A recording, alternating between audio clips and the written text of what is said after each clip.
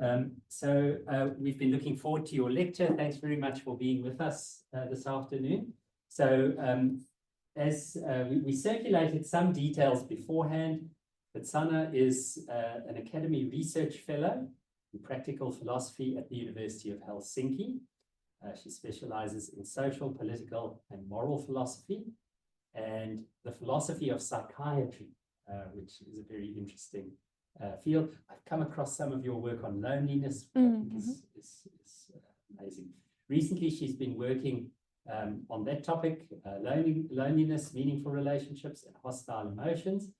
And she leads a research project on the philosophy of loneliness funded by the Academy of Finland. She's also the PI, Principal Investigator, for the project Enhancing and Reassessing Inactivism, funded by the Helsinki School of Social Sciences and Humanities at the University of Helsinki. And she's also involved in the project Politicized Loneliness, funded by the Emil Alterman Foundation. Yeah, and two of your recent works, one which is forthcoming, Loneliness and Radicalization, Philosophy and Social Criticism, and in 2023, The Rage of Lonely Men, Loneliness and Misogyny in the Online Movement of the Involuntary Celibates. So, Sanna, we really are grateful to have you with us, and the floor is yours. Thank you so much for having me. Thank you for being here in the room and on Zoom as well. It's such an exciting group of people, and yes, here we go. So my title, Don't Trust Anyone, Trust Only Me, it comes from Anders Behring Breivik's manifesto, the Norwegian terrorist who placed a bomb before government buildings in Oslo and attacked a youth camp in the island of Utøya in Norway in 2011. I will only a little bit talk about loneliness. My own projects have to do with loneliness, but that's only kind of framing of this topic. I will more talk about trust and distrust in terrorist reasoning. So how does it move? Let's see. Go from here. Yes.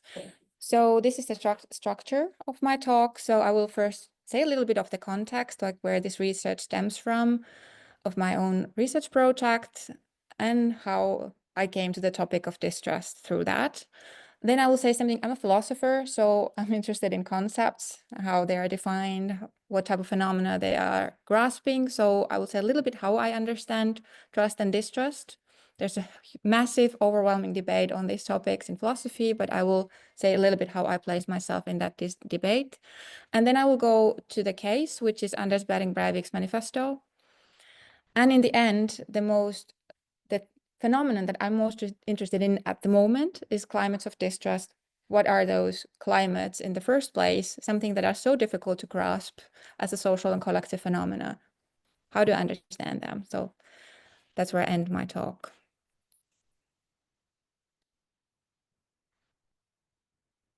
So as mentioned, I have these two loneliness projects that I'm involved with. The other one is called Philosophy of Loneliness, where I use phenomenological methodology to investigate these topics. And the other one is called Politicized Loneliness. And in that, it's a multidisciplinary project. So also I have employed multidisciplinary perspectives in grasping loneliness. My field has been, or my focus has been in loneliness and radicalization. It's the work that I've done together with Ruth, who is here with us. And I'm also interested in loneliness and antagonistic emotions. So how loneliness motivates group formation, people, like how it motivates people to come together, and also maybe to get radicalized and getting radicalized ideas.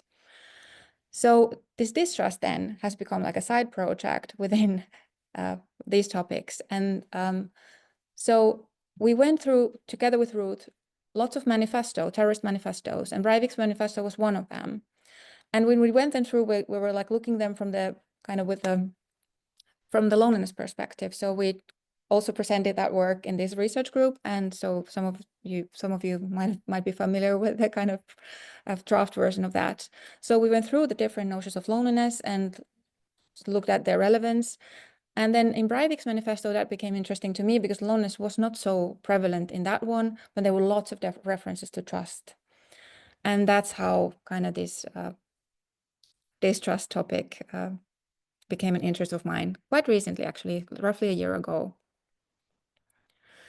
But then first I want to say a couple of words about loneliness, because I'm interested also in the broad idea of bringing these topics together somehow, not in one paper. So I'm not presenting one consistent paper, but like in general, like that's like my motivation behind like my work on distrust as well. So in psychology, there's a very there's a standard definition that is used a lot. So that loneliness would refer to the experienced discrepancy between the quality of one's relations and the wished for relationships. So that there's something, a mismatch between the relationship one has and those that one would expect and wish for having.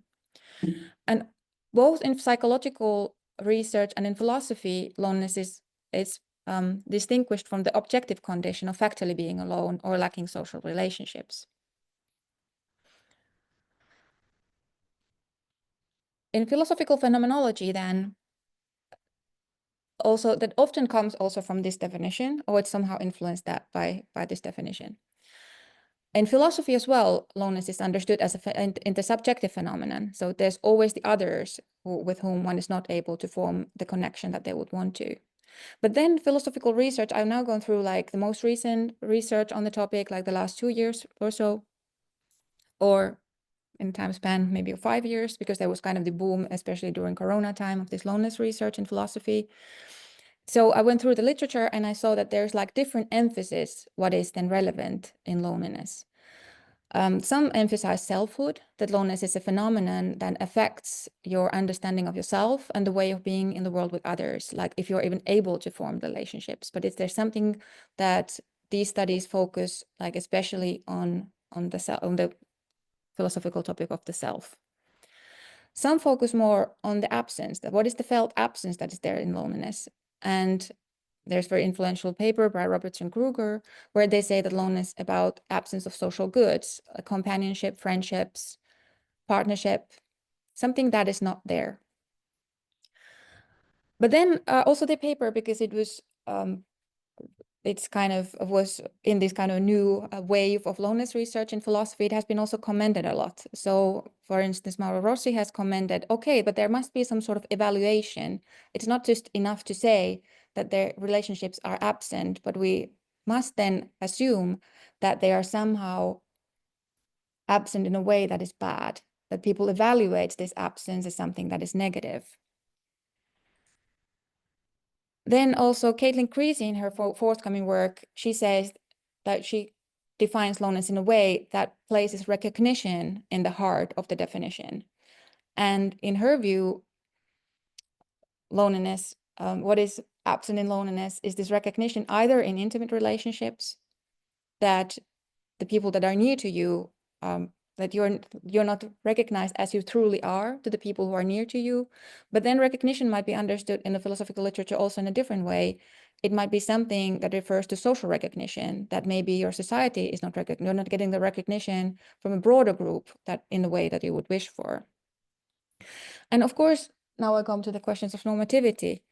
So this is something that it's only quite recently been addressed in philosophical research, that the idea that, of course, it's a completely normative idea that we don't relate to people in ways that we expect to relate to them. So this expectation is normative, because the needs and the social needs and the way we wish to relate with others, the fulfillment or lack of fulfillment, they're really like shaped by these cultural expectations. And that's why people, for instance, like young people who are following different social media, they might see that, okay, those my friends over there, they have all this fun together with these people, and I'm having this like a life that doesn't look so fabulous. So that there might be like this huge massive normativity around, like behind the numbers, why loneliness is increasing so much in the statistics. And then I said, the work that we have done with Ruth, we have then focused on, we take this normative aspect seriously, but then we have focused on cases in which it motivates action and group formation, like when it's based on these normative expectations, that there might be something a bit troubling about them. For instance, in the incel communities, where people expect that they should have they should be able to form intimate relationships in a certain way. But then, of course, there's a whole cultural context that is giving these ideas, also like supporting these ideas in which ways this should happen and in which time of life and yeah, in which ways. Yes, of course, then when I started to go to this trust and distrust literature, I found also empirical studies that connect loneliness and questions of trust or distrust. And that was kind of interesting to see that this has been investigated in different fields in social psychology and social sciences, and that loneliness seems to be negatively associated with interpersonal trust. For instance, in classrooms, those kids who feel lonely, they also don't trust their peers in the same way, or seems to be negatively associated also with social trust, larger on the societal level. And then some of these studies have also shown that there are higher numbers of loneliness in low trust, what they call low trust societies. For instance, in this study, Rapolinen and Artsen, it comes from, it's a study that compares Eastern Europe and Western Europe. And then both in some philosophical studies as well, and in empirical literature, then loneliness has been positively associated with vigilance, sense of threat, and aggression. So these notions are kind of there. So there needs to be some sort of correlation between loneliness and these experiences. So yes, so that kind of motivated me to take a look at with a certain lens, the lone actor terrorist, not just based on loneliness, but also start to single out what is the role of trust that is there. I'll take a sip. And some philosophers, they have mentioned, philosophers who work on trust have mentioned also terrorism there, but it's only like in some sentences, and it's not something that philosophers would have gone to these manifestos and searched what the terrorists actually want to communicate. But Annette Baier, who has written this kind of classic essay on the topic, and Karen Jones, or in trust in general, and Karen Jones, they have, for instance, referred to terrorism, saying that, yes, exactly, we should look at these terrorists because they are experts in identifying different forms of trust and how they are vital for our societies, because their aim is somehow to destroy these senses of trust. Then there's also a paper by Geoffrey Hosking called Terrorism and Trust, where he defines trust in the context of terrorism and discusses it and says he defines their trust. I don't read now all the quotes, I just kind of paraphrase them, but like I have them picked out them from the research literature, but where, in this paper, he defines trust kind of as the expectation that others are acting for my good somehow. And that he claims that terrorism then just results from the opposite, that there's extreme distrust that others would be acting for my good. But it's not only that, but also he says that that there's kind of a belief that others would not act for my trust, but they would actively also try to destroy me or everything that makes life worth living for me. And he continues that that terrorism also, it aims at, like, it's not only a product of underlying distrust, but it also aims at creating more distrust in the society, so that people would be on their toes and would be vigilant and not trust the people that they encounter in their everyday interactions, but also then that they no longer are able to trust the authorities, that authorities would be able to protect people from these terrorists. So yes, in my analysis then, I singled out the references to trust and asked what is the role of trust and distrust in lone actor in this one manifesto. And then I'm interested in asking, how should we understand a climate of distrust that they are creating and that these authors are talking about? And then I'm kind of also really interested, but this is kind of a topic of its own, how all this relates to loneliness. But it's kind of here and there, but that's definitely all is working in progress. So now I'll go to trust and distrust and how I understand them based on the philosophical research, like literature, and where I place my own intuitions and arguments. So, of course, in the philosophical literature, there are different forms of trust: social trust, basic trust, that is more like a reflective trust, that this basic trust that is formed in early interactions and your relationships in your development process. I find at the moment most interesting interpersonal trust that is between certain persons, certain individuals.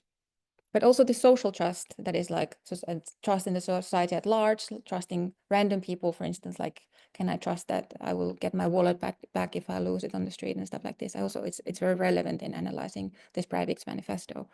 But here, if I first say something about interpersonal trust, in the philosophical literature, it was Annette Baier who made the distinction already between trust and reliance. So reliance needs to be something else than mere trust. So it's not very informative only to say a person trusts another person, A trusts B. But there needs to be something else also that is at the core of trust. So then there became this debate all of that, okay, trust needs to be something like reliance plus X, but what is this more that there needs to be something to be trust? So trust implies this expectation of trustworthiness. But what is this trustworthiness? It's some sort of a moral quality. And then people have had different replies. What is this moral quality? Like benevolence, for instance, or goodwill, or that others have adequate response. So if I trust them, I expect that they will reply to my trust in a certain way. Because if it would be just reliance, they wouldn't be able to betray me. I wouldn't be able to feel betrayed. And this is the feeling of being betrayed is kind of at the core or heart at trust. Some authors like Karen Jones then they emphasize that trust has to do with vulnerability. She defines trust and distrust both as affective attitudes that we take towards our potential vulnerability and at the hands of other agents, meaning that if we trust somebody, we are willing to put our lives at their hands, or we act in situations in a way that we're fine with that with others. Whereas distrust is something like, no, I'm not willing to put my life in the hands of these persons.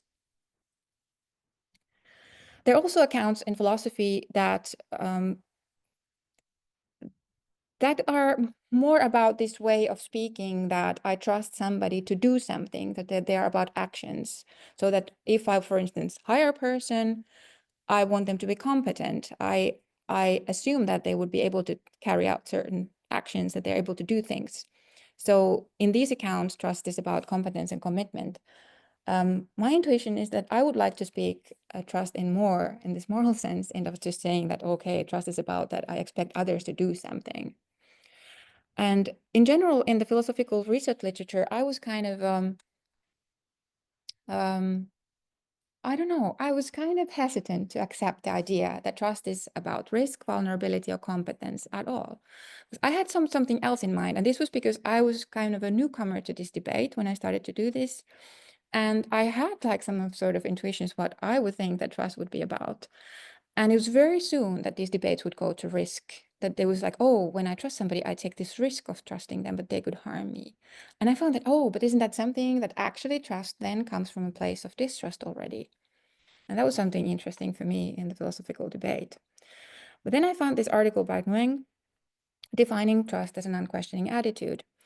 And I was like, yes, now this resonates with me, like something that I would understand that trust is, that it doesn't even come to my mind that others would harm me or betray me or anything, that there's no like deliberation going on in this situation, or that there's no doubt or suspicion or no experienced threat. Isn't this like actually what trust is about, in experience at least? It could be that we take risk all the time, but in our experience, we're not thinking like that. But then Wang says also things that, okay, we can trust objects like climbing ropes and things like this. And then I was thinking, maybe that's like a step away from this interpersonal trust that I'm interested in.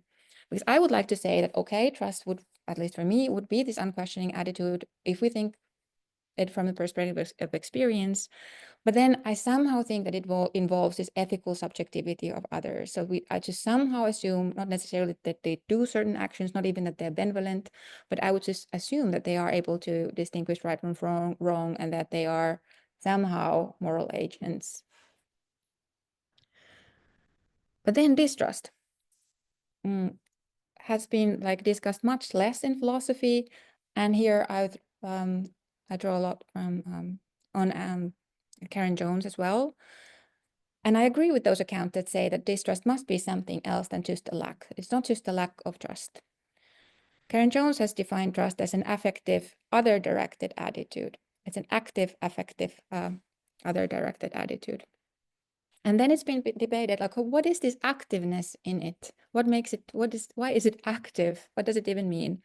And some scholars have then said that, okay, maybe it's actually the form of action that is there is disengagement. And this has been argued in the context of vaccine hesitancy, that people are not necessarily like unrational or irrational when they don't want to take vaccines, and maybe they have some reasons for that. Maybe they have prior experiences in healthcare or with authorities, and they just, it's also very common that people who feel that they are somehow subject to social injustice or inequality, that they are more hesitant also just to trust people in these situations. So it's kind of a disengagement from their practices and sets of truths. And as you said, that Jones defines distrust and trust based on vulnerability, then she also says that, yeah, it's this unwillingness then to be vulnerable and depend on certain others and put my life in the hands of these others. Then I was thinking, okay, but what about right-wing extremists? Because it seems that also this distrust is active also in different senses, in different ways. And also there's this assumptions, what Hosking said in the quote that I showed in the beginning, that it seems that they also assume that others' intentions and actions, they're actively harming. It's not that they are just not like up to date in their knowledge. I know things better, but it's also that they're actively harming the way of everything that I believe in and the ways I want to live. Now I'm coming to the case. So I start to go through the trust and distrust in Breivik's manifesto. For this group of people, I necessarily don't need to introduce lone actor terrorists, but it's good to say a little bit about them, how I understand them. Yeah, in our work, we have defined lone actor terrorists as individuals who operate independently with the intent to harm others for ideological reasons. And I'm focusing here on replacement theory terrorists. Breivik was a replacement theory terrorist who believed that the white European population and its culture will be replaced by non-white and non-Western immigrants and foreign values, norms, and ways of being. And that's why they're also extremely concerned about birth rates and reproductive rights and controlling them. And in the lone actor terrorism debate, there is that in the literature, there's also a debate, are they actually lonely? Like, are they loners? Because loneliness is like an emotional state, or are they just socially isolated? And that's just something that then we were thinking about our paper together with Ruth and found some references to loneliness there. In Breivik's manifesto, yes, a European Declaration of Independence that he left behind. Yes, you probably know him as well. He killed 77 people in Norway in 2011. I don't say more about him. But then I want to say something about the use of manifestos. Of course, they are unreliable sources of information. They are written so that they would influence others and have an impact. And they are not telling the truth about everything or about their lives and everything. But then they also give out information that they don't necessarily even are not fully intending to, like, for instance, about loneliness, or they're not thinking that, okay, some researchers will then study these documents later. Maybe they have something that they're thinking, but that's not what they have in mind.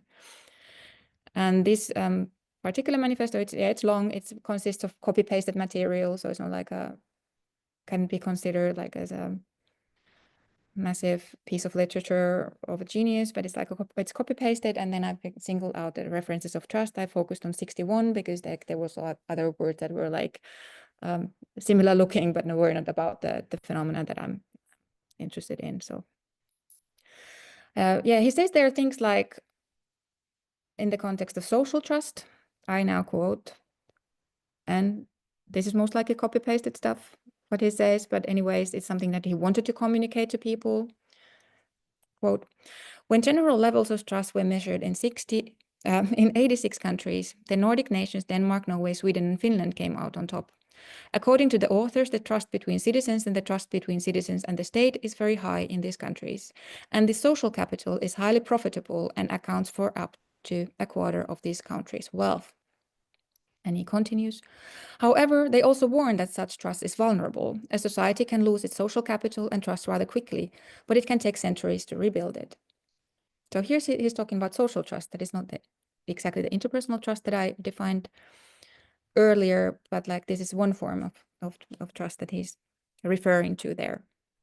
So if I now break this down, so he claims that Nordic societies are high trust societies and that trust is beneficial for them. And this is very close to the social capital accounts of trust that we can find in the literature of social sciences that is used a lot. He also claims that that this high level of trust is a precondition for democracy and capitalist economy. But then also the trust is it's valuable, but it poses also a threat. And he goes on saying, I quote, people's trusting nature may make them easy targets for outsiders from more cynical cultures who view them as gullible fools. So the idea is that immigration comes with people who have these low trust attitudes, and this destroys the European coherence. So Europeans can no longer trust that the state is also protecting them. Okay, I was reading all this stuff when I was in a different country, not in Finland where I'm from, but I was in Germany. And then I was thinking also the cultural context. Why do I have these philosophical intuitions about trust? And then I was thinking, okay, what is the cultural context of this social trust that Breivik is criticizing? And what is the target of this critique? And this picture here is from a dating show from the 90s. A horrible dating show when I think about it now, but like then it was very, very popular. All Finns would watch it, like not all, but like millions of people would watch it at the prime time on Saturday night. And when people were asked, okay, what are you looking for in a partner? What would you like to have in a partner? And then the kind of legit answer would always be trustworthiness. So this is what I'm kind of trying, that there might be something like a culture of trust going on there. Because it doesn't mean that everybody is trustworthy, but it just means that that's what people want to communicate when they think that eyes are on them. That means that people are there. And this is kind of the legitimate answer in this question. So Breivik is definitely then criticizing this trust as an unquestioning attitude that I just say that, yeah, this is my intuition of trust. And he calls people gullible fools who have this unquestioning attitude. And the critic is targeted to system based on this reliance on moral agents. Because of course, then some people might harm these gullible fools and take advantage of that.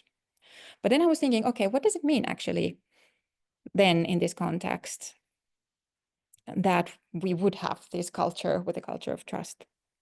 And in the Finnish context, at least, I don't think that it would imply that there's like a particular reliance on certain action. This is kind of mind your own business type of idea, but also the idea that one just doesn't like rock the boat, like doesn't deviate from the norm or something like this. And at least in the 90s, I felt that there was like this kind of consensus that if somebody is not trustworthy, the blame is definitely not on the truster, but the one who has been the betraying party. But of course, this is a massively normative. It's also like kind of an imaginary landscape that I'm building here. Kind of a question of a self-image of saying that, okay, trust kind of presupposes a certain set of values, at least something that you want to communicate in these situations for others, like something like honesty or equality. And of course, it felt that it was something like future-oriented, that there's some sort of like shared common goal, which was a welfare state at the time. And of course, this has been massively criticized in politics and everything, and populist politics and throughout the society in the political landscape by now.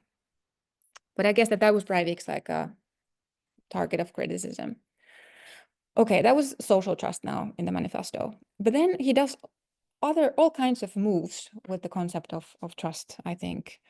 He also is like building interpersonal trust between him and the potential readers and potential followers. So he is really convincing them that they should not trust anyone. So if he says who to trust, absolutely no one. And he says, don't trust anyone unless you absolutely need to, which should never be the case. Do absolutely everything by yourself. And then what he's doing here also, he's like isolating the followers from each other. And then this is also where kind of loneliness, or aloneness at least, and social isolation come to the picture. Because what he's doing also here, he's like convincing them, the others, that you are not alone in this struggle. Come and join us. But also he's showing that, look, you don't have to be afraid of loneliness. I was able to isolate myself for 4 years. I was preparing for this action. And I was able to overcome this fear that I would be left alone or I would be lonely. So even though he's addressing people that he assumes to be isolated and lonely, then he's convincing that you're going to be fine. And his fight against this aloneness or loneliness kind of becomes something that builds this trustworthiness between him and the potential followers. So that kind of gives that kind of competence. That was the competence form of trust that I singled out in the different definitions of trust, or different approaches to trust that I introduced. But then, okay, he's isolating the followers from each other, from everyone, from the close one as well. But then he's also saying, kind of building dyadic interpersonal trust between him and the followers. So you should not trust anyone, but still he hints at, but you should trust me. And then he gets kind of manipulative in the way that he also starts to, he refers to, he has this aphorism that he then quotes to, saying, he who does not trust enough will not be trusted. And this trust me comes also, yes, he says, trust me also when he kind of gives these tips for how you would become this powerful figure who is able to commit this attack or these attacks. So he says, trust me when I say, and I don't know, again, I don't read the whole quote, but like he's saying there that, yes, trust me that you need to use this and this drug, you need to use this and this steroid in the, like, you do this steroid cycle, go to the gym, you will be one-man army, you will be powerful, armed with weapons and stuff. Then trust has a very kind of instrumental value also in the manifesto, another notion or way of understanding trust there. So there's this kind of short-term use of trust when they are planning the action.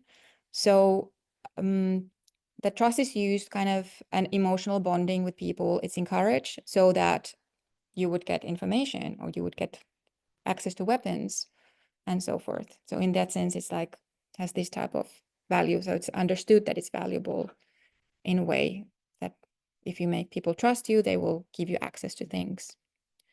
And then there's also this long-term goal, because he knows that, okay, there's this little problem that we kind of, we attack people, but then they're supposed to trust us also in the long run. So he says that, yeah, we need to convince Europeans that we are trustworthy to lead. So they want to put themselves on the top of the hierarchy and be the leaders of this revolution that they believe that they're doing. And now I come to the last point, or last part of my talk, which is about climates of distrust. And I find this really interesting because I think that these acts, these words they're doing there, they are kind of actions, and their aim is to build this kind of have much more broader influence, not just influence the individual potential followers individually, but like creating in general this kind of climate in the society that would make people to be on their side and somehow ally with them. So creating this climate of distrust that would be beneficial for their ideology, like for their objectives. But then climate of distrust, what is that even? Like, what is an effective climate in the first place? It's something that is very difficult to put into words, and philosophers are definitely struggling with this. Well, Heidegger, for instance, already spoke about collective moods and said that it's important, it's crucial for anybody who wants to have any political influence to understand what is the role of these moods and like collective. He speaks of atmospheres, how they move people towards common concerns and how they move people. But this Heidegger Stimmung, it's used a lot, referred a lot in philosophical, many fields of philosophy and philosophy of emotion. And then people say, yeah, but it's like refers to many things like atmospheres and moods. But yeah, I find it important to make a distinction between atmospheres and climates. And now I try to explain why. This distinction has been made already in the 90s by Joseph de Rivera, for instance, and that they are different phenomena. So these climates, so atmospheres, they are usually understood or can be understood, not with different interpretations, but like these affective tuments that emerge between people, like here in one space. Like we have a certain type of vibe here at the moment. It's something that emerges in interactions when people are gathered together, like in dinner tables, for sports events, political rallies, and so forth. But then affective climates, it's a different concept. They don't require this gathering together. It might be through indirect gatherings, for instance, through media. And that's why we might have political phenomena that is affectively does something to us in another part of the world, and the same, something similar is felt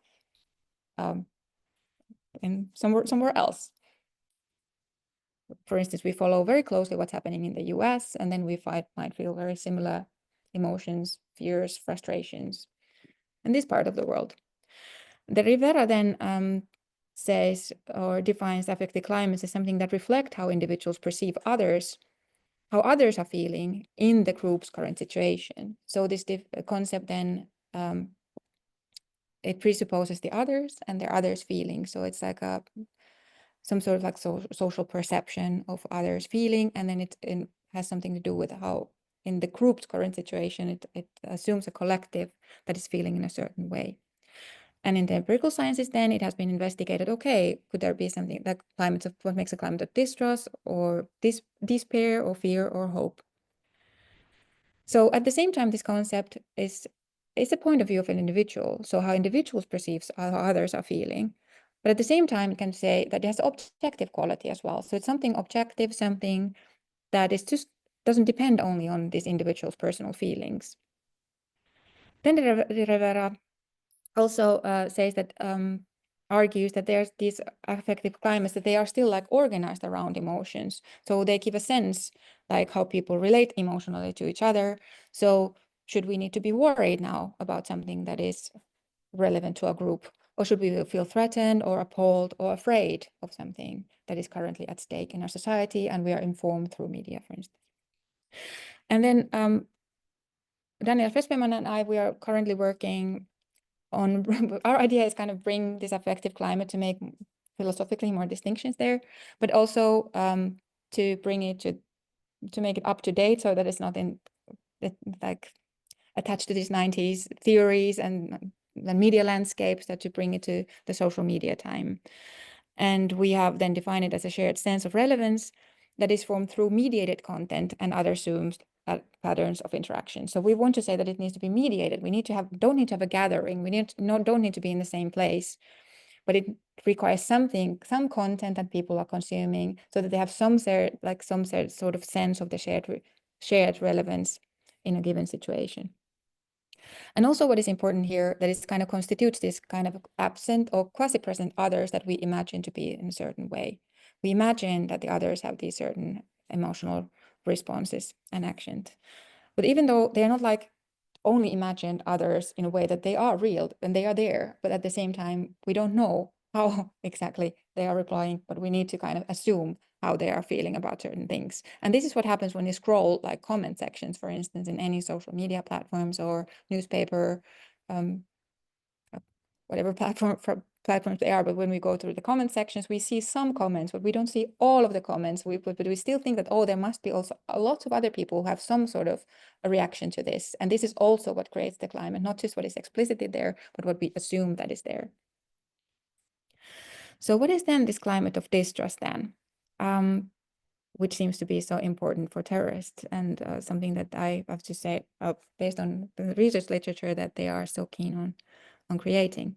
I have to say that the distrust in general is not only about absence of trust, but an active other-directed attitude. And also in this context, I'm then asking, okay, what is this active that is in this case relevant when I read this Breivik manifesto?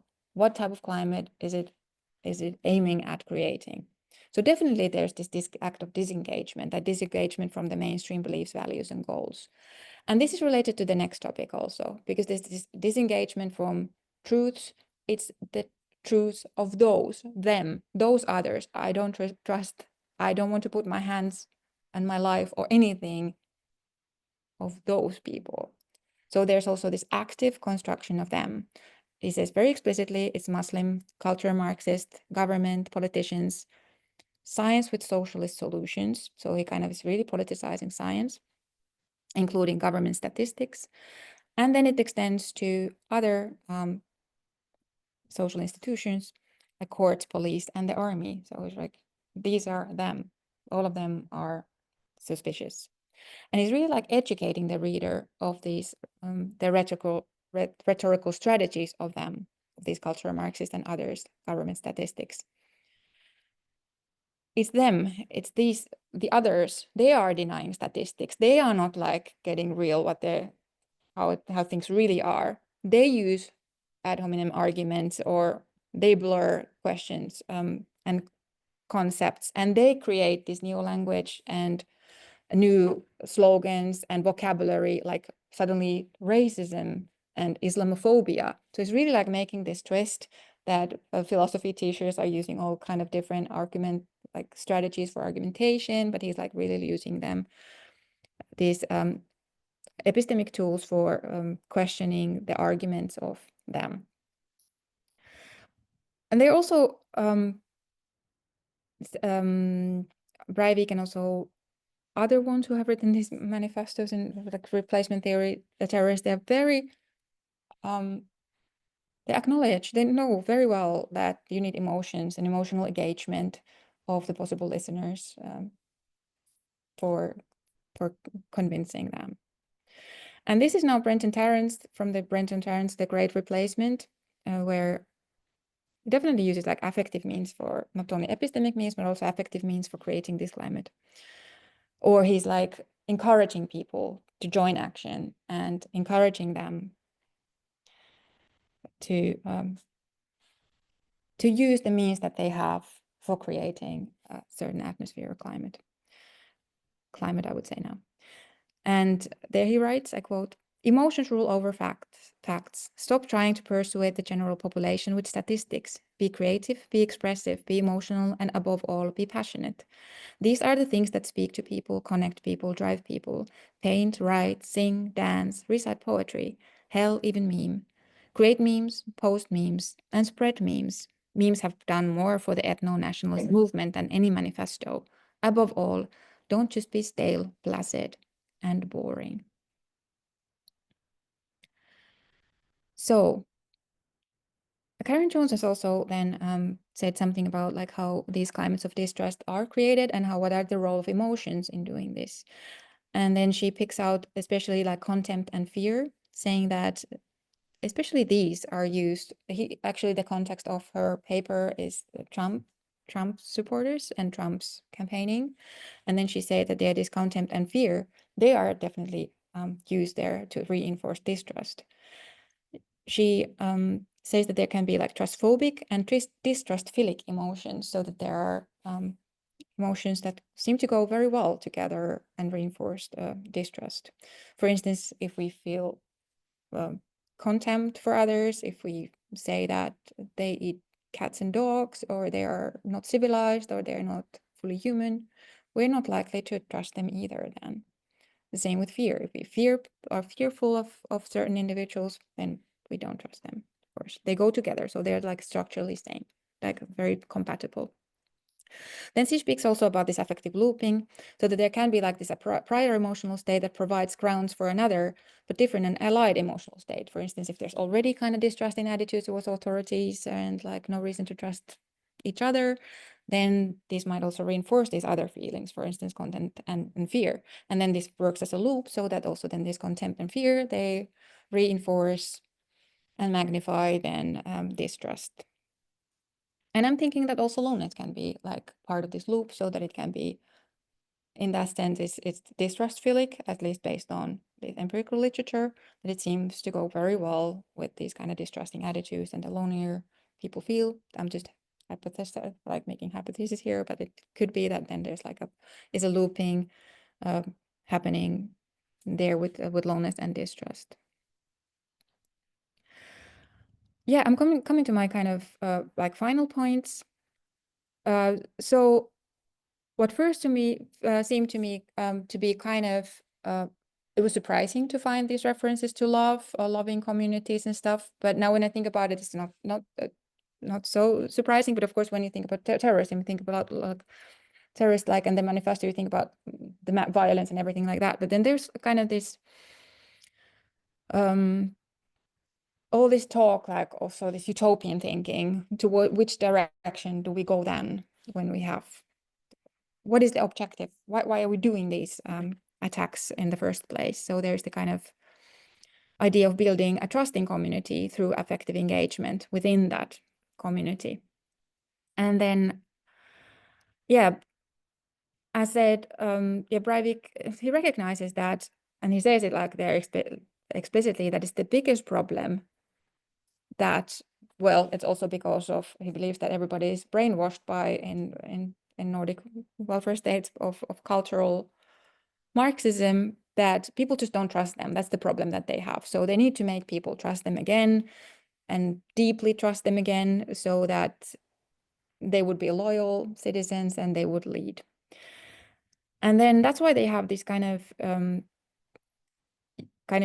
utopian ideas also, like, okay, but what type of people would then become part of this community? Oh, we need to educate people, we need to raise kids in a certain way, and then they have these ideas like of collective, how kids could be collectively taken care of and stuff like this.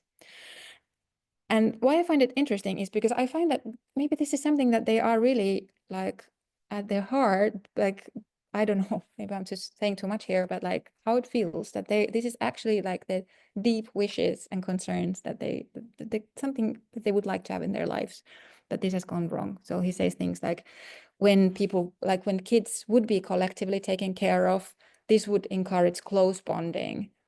So they would play together, they would do wonderful things together, like all these activities, and all this kind of bringing up of these kids in this way would kind of develop trust, friendship, and family ties. So trust is not just only a bad thing, it's the starting point that he was criticizing in the beginning, but then there needs to be certain actions made so that we can find this trusting community again. So there's the goal to have a very homogeneous community, but it cannot then have for them any kind of uncertainty or diversity or difference or something like that.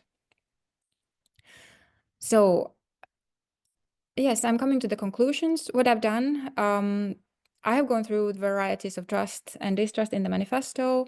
I have picked out their differences with philosophical literature. I first identified trust as social capital and that criticism that is targeted to social trust as the unquestioning attitude. Then there are references where Breivik is creating this interpersonal distrust, saying that don't trust anyone, but at the same time creating also dyadic interpersonal trust, saying, oh yeah, but trust me. Then there are references to use trust as an instrument or as weaponized trust against people who trust you. And then I'd be most interested in the question of creating this climate of distrust by effective, epistemic and effective means.